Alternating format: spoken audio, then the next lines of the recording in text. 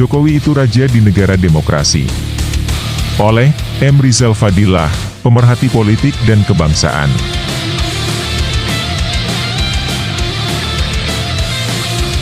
Baru kali ini seorang presiden yang akan mengakhiri masa jabatan, sibuk menyiapkan calon penggantinya. Sejak Presiden Soekarno hingga SBY, tidak ada fenomena seperti ini.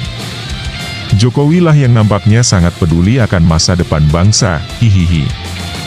Kegagalan untuk menambah periode atau memperpanjang masa jabatan, membawa pilihan memperpanjang kiprah melalui pejabat pilihan. Ini adalah indikasi dari pengelolaan negara yang dijalankan secara tidak sehat. Presiden Jokowi bukan pemimpin yang bagus, tetapi presiden yang banyak masalah, bahkan dapat disebut sumber dari masalah. Penyebab negara menjadi karut-marut.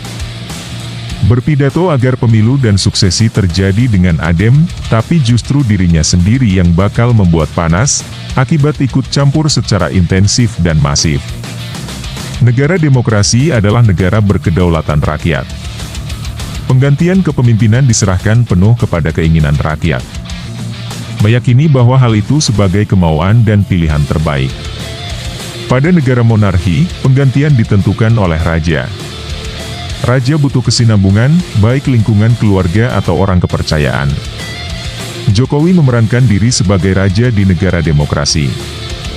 Maka yang terjadi adalah ambivalensi.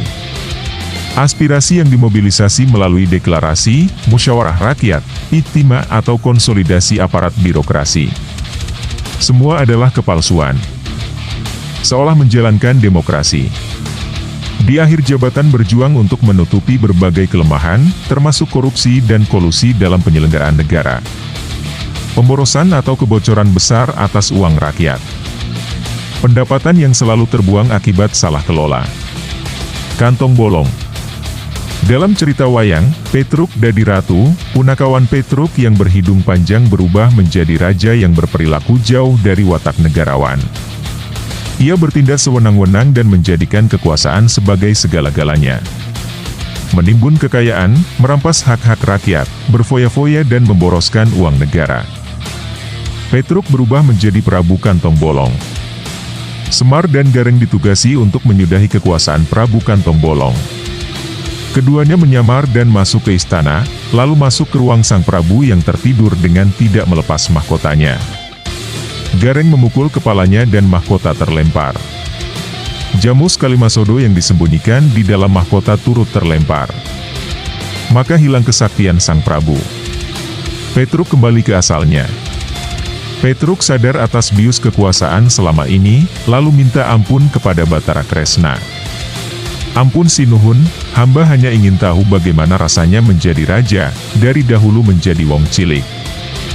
Bathara Kresna menjawab, menjadi raja itu harus seorang negarawan. Petruk memang tak patut menjadi raja. Ia hanya memikirkan diri dan kroni. Cari aman sendiri.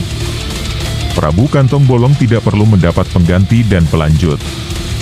Dirinya tidak berguna bagi rakyat. Negara telah dirusak. Tidak perlu berpikir kesinambungan. Ia bukan negarawan. Ia hanya Petruk sang punakawan. Wayang yang dimainkan dalang. Pak Jokowi pernah membeli lukisan, Petruk Dadi Ratu, dengan harga miliaran. Dilukis oleh seniman Lekra PKI, Joko Pekik. Moga ia belajar dari cerita itu. Semar dan Gareng menyudahi sang Prabu Kantong Bolong yang ambisius dan terlena dalam kekuasaan yang didapat dengan cara curang. Jamus Kalimasodo adalah kekuatan kalimah syahadat yang disembunyikan dan terlempar di ujung masa jabatan. Agama yang dicampakkan. Petruk tetap Petruk. Bukan raja atau sang Prabu. Kembali menjadi wong cilik itu lebih baik, daripada ngotot untuk tetap berada di singgasana yang memang bukan tempat dan haknya. Petruk bukan negarawan, apalagi pahlawan. Ia hanya punakawan, atau mungkin relawan. Kasihan.